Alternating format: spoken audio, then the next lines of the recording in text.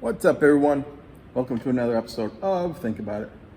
I'm your host, Evie the Deer. With me as always, DanMartinHuman. Today on Think About It, we're talking about prediabetes and how they don't know what they're talking about. Think about it.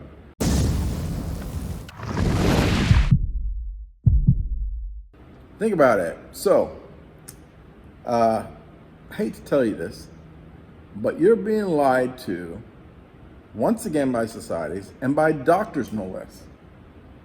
So let's get right into this. I go in the other day for my annual physical, right? They do blood work and the doctor comes back with the results and told me my blood sugar levels was like 138 or something like that. I'm like, oh snap, right? I said, I'm pre-diabetic. But let me back up a bit here, explain a few things. So in my last year's physical, the same thing happened. Blood work's done. The doctor comes back to inform me of the results. And he tells me that my blood sugar is 128. That I was currently borderline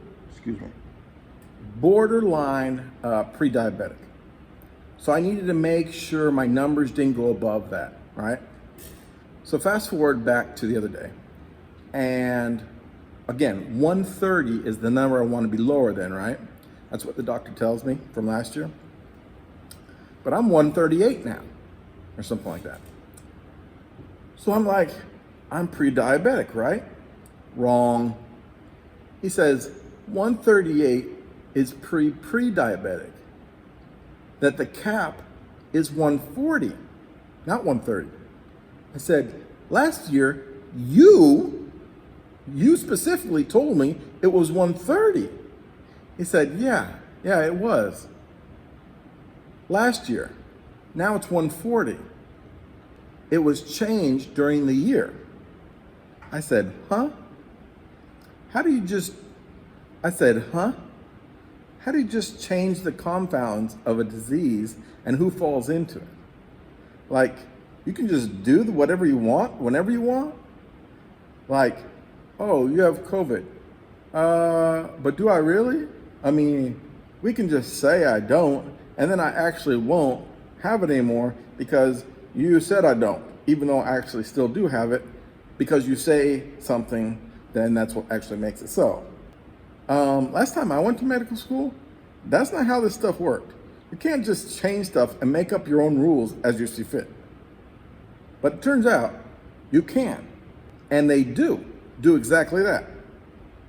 So now I'm not pre-diabetic anymore, when if these same test results would have been of last year, I would have been. And when I asked how and why did they raise the pre-diabetes diagnosis limits, he told me, and I SHITU not, that something like over, I might be making this number up, but 90% of the country's population is overweight. Okay, that kind of makes sense. That going by last year's caps, everyone would be diabetic or pre-diabetic. So they had to move the cap, so now not everyone has diabetes or pre-diabetes anymore. Just like that.